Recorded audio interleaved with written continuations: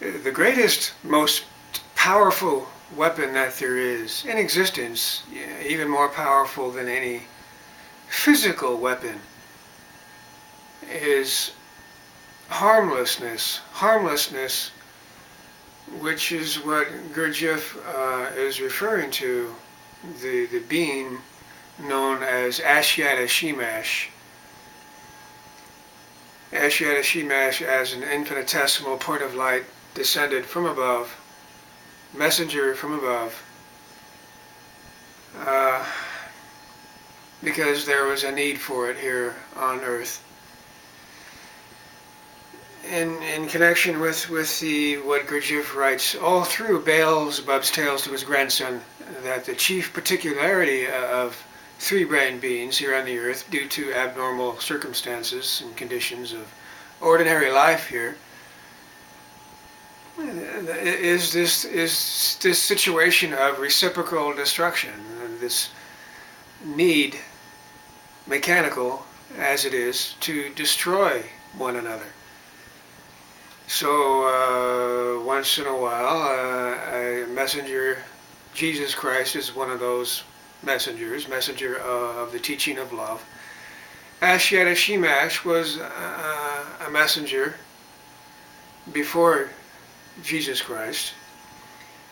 Ashiata Shiemash, his way was the way of harmlessness. Remember, God is all-loving, all-merciful, all-beneficent, all forgiving. And to be of such a level of being as a being such as Ashiata Shiemash, who was a being of such greatness and all harmlessness, all harmless, all harmless, his very presence, his very existence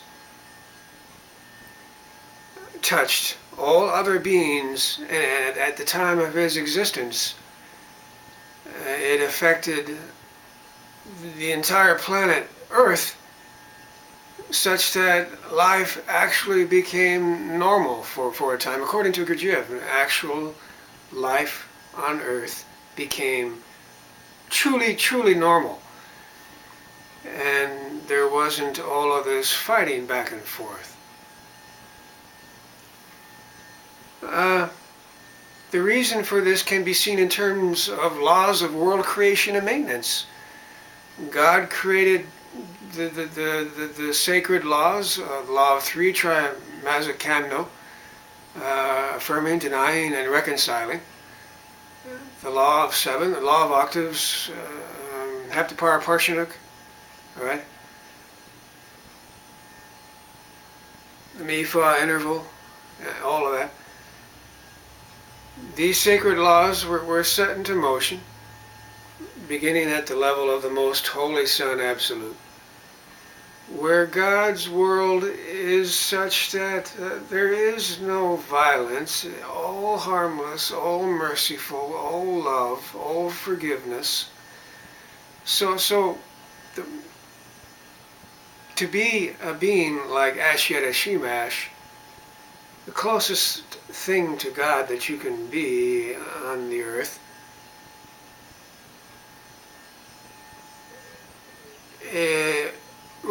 when you consider this, once the whole of creation was set in motion, beginning with those two sacred laws, law of three, law of octaves,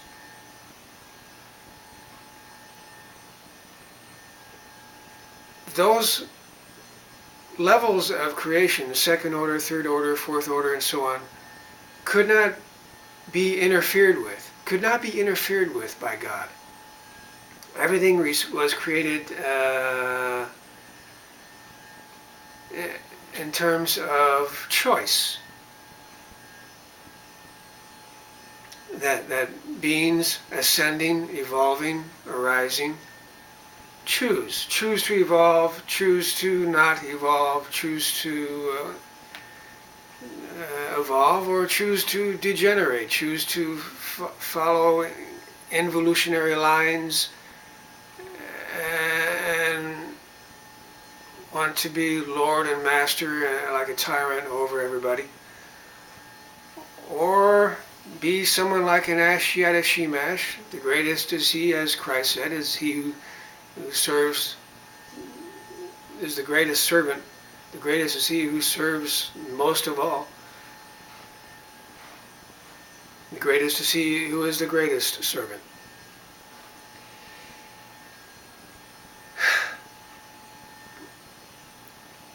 So the idea is non-interference. Non-interference.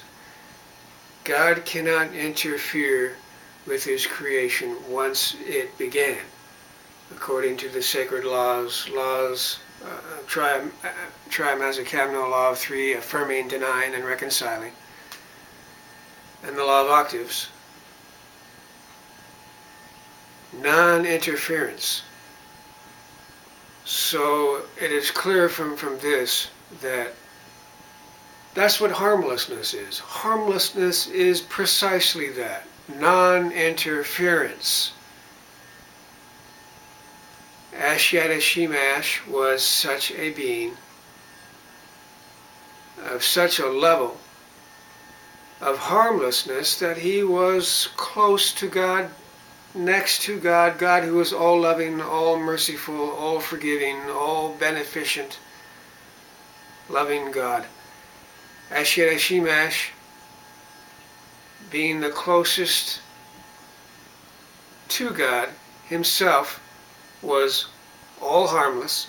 This affected all of life on earth. And during his existence on the earth, going back to ancient Babylon, ancient Samaria, those days, Ashiata Shiemash, his very existence, very presence, was of such closeness to God, and yet, though he was an infinitesimal light descended from above, he was a messenger for a purpose, to be. And by his beingness, by the greatness of his presence, life was normal on the planet Earth. The chief feature of, the chief particularity of three-brained beings on the Earth, according to Gurdjieff, all written all through Beelzebub's tales to his grandson, is this need to fight one another, to go to war with another, to destroy the existence of one another. And this is abnormal. This is not normal. And mention was made of the arch-vainglorious Alexander the Great, who made things worse for the three-brained beings here on the planet Earth, because he went about destroying the holy labors of Ashiata Shiemash, utterly.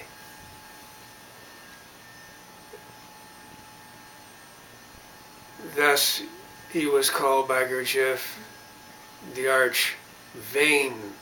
vainglorious.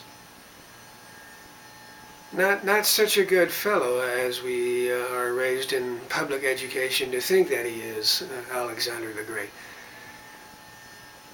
The very important point here is that it is clear from this that the most powerful weapon in existence, more powerful than any physical weapon, more powerful than any nuclear bomb, atomic bomb, any abilities that we may develop, hand-to-hand combat, all of that physical weaponry. There is no weapon more powerful than that of true, real harmlessness based on level of being, based on change, on a way of life, of work, of self-change, change of mind, change of heart, self-change, change of being, without which any true knowledge that we may acquire in terms of consciousness, objective consciousness, knowledge is worthless. Any true knowledge is worthless if it does not go hand in hand with work on change of self, change of being. This is what Ashiata Shiemash represents to us. He represents objective conscience, since it was written by Gurdjieff. And Beelzebub tells to his grandson that Ashiata Shiemash saw during his time here on earth that something is going wrong here. As the humanity has lost its way, lost its faith, lost its hope, lost its love. These sacred being impulses, which are features of being, not of worldly life of itself, features of the inner life of being, the being impulses of faith, of love, of hope, that these impulses disappeared in people. Yet there still remained what is called objective conscience, and associated with this is organic shame. And it is by this that we remember ourselves and remember to follow our aim, which of course includes change of self, change of mind, change of heart, change of being. It is on that path that we follow what is conscious self-perfecting, which is especially important for those of us who have developed crystallization in the higher parts of ourselves, what are called higher bodies, and our hope, our faith, our love, guided by conscience, objective conscience, is to attain a scale of reason such that we know what to do. We know what to do to carry on with this work. We know what to do to continue to follow a line, call it aim. The impetus is that we are otherwise a house on fire. We are a house without a master, servants everywhere in charge, first one servant, then another, and each one acting like a tyrant over the others. External conditions change, and then another tyrant takes place of the one before it, and everyone in the house has to pay for every mistake made by every tyrant, one by one that is in charge at any given time. Always it is due to the mechanical influences of the external world around us. So there must be an aim. Aim is our God. Guided by what? Conscience, objective conscience. And this is what Ashiata Shiemash came as a messenger to remind us of and get us away from this chief particularity of ours, in the words of Gurdjieff, of going to war with one another. All of that is mechanical, all of that is useless, all of that is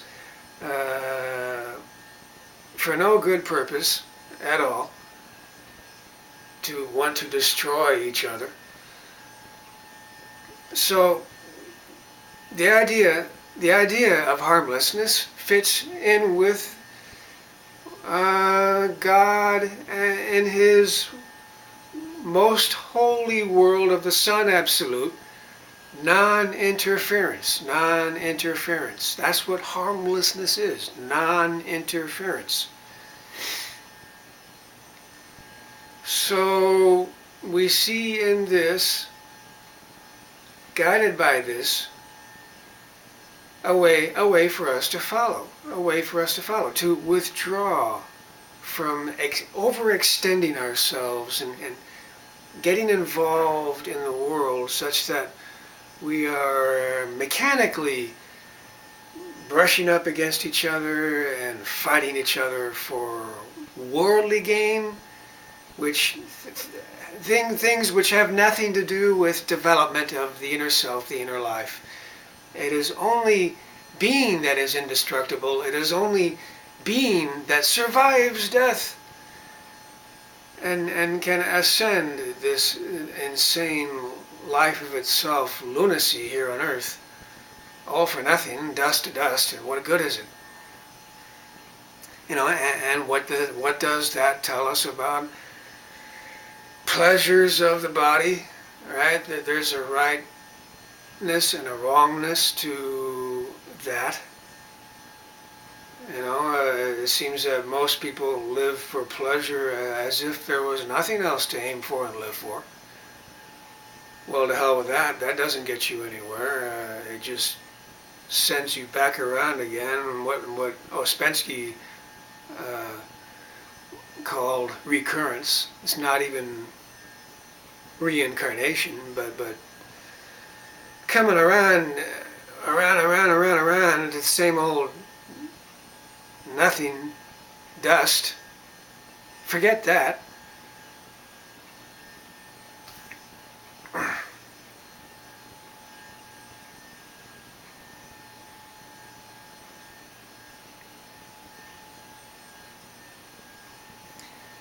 Being was what we are aiming for. Change of being is the idea here. Change of self, change of mind, change of heart is the idea here. Ashiata Shiemash is the very idea that such a being once existed is, call it inspiration, if you will. See it in terms of realizing that is true. If Gurdjieff said it was, and it probably was, there was such a being. Trust in it. Maybe this will rekindle in us faith, the lost being impulses of faith, love, and hope that we once had as normal three-brain beings before everything became abnormal. Guided by what we do still have, guided by objective conscience, to try to follow this path, aim for that, change of self, change of heart. That means moving more and more into a harmless state, withdraw from our fantasies of being some super warrior, with an ability to do amazing physical combat things like we see in the movies. We want to withdraw from all that because there is a greater warrior yet, and his weapon is harmlessness. There is no weapon greater once harmlessness is attained. Not in wishful thinking and fantasy kind of harmlessness, not